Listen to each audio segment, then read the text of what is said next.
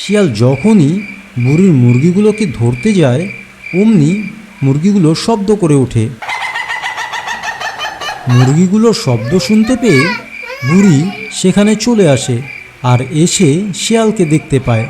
তুই প্রতিদিন আমার বাড়ির মুরগি খেতে আসিস, আজকে তোকে আমি মেরেই ফেলবো। আর কোনো দিন তুই আমার বাড়ির মুরগি খেতে আসতে পারবি না। বুড়ি আমাকে শিয়াল ভাবছে না বাঘ ভাবছে বুঝতে পারছি না। এখন এখান থেকে না গেলে জীবনটা আমার চলে যাবে। শিয়াল তাড়াতাড়ি করে জঙ্গলে পথে যেতে যেতে হঠাৎ সে দেখতে পেল একটি পাখি পথে পড়ে কাতরাচ্ছে।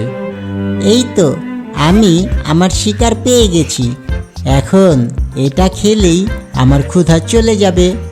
আর ওদিকে বাঘ মামা শুয়ে শুয়ে কাঁদতে থাকবে।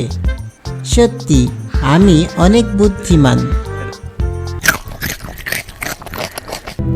বাঘ মামা চলো আমরা দুজনে মিলে একসাথে বুড়ির মুরগি ধরতে যাই।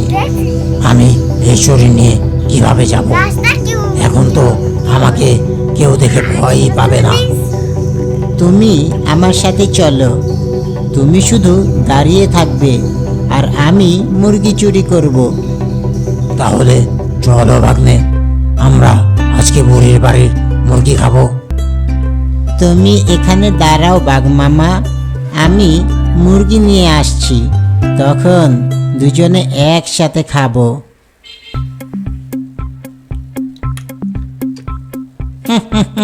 পেয়েছি একটা মুরগি, বোকা বাক্য থাকার।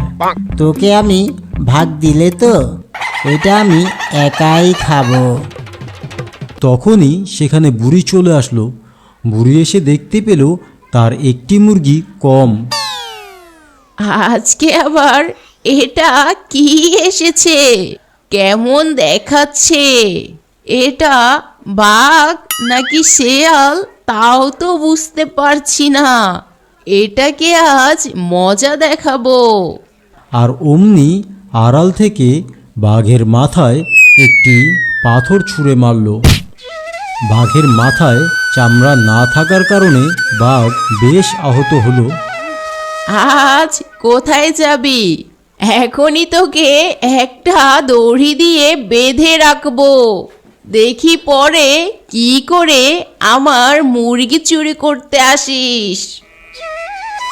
ভাগ্নে তো বললো চলে আসবে, এখনো তো আসছে না। বুড়ি একটা দড়ি দিয়ে বাঘকে বেঁধে ফেলল। শিয়াল তো এখনো আসছে না, আজকে বুড়ি হয়তো আমাকে মেরেই ফেলবে। আমার শরীরে শক্তি নেই যে বুড়িকে একটা লাথি মেরে এখান থেকে পালাবো। এই রকম মজার মজার ভিডিও পেতে চ্যানেলটি সাবস্ক্রাইব করে দেন, একটা লাইক করে দেন।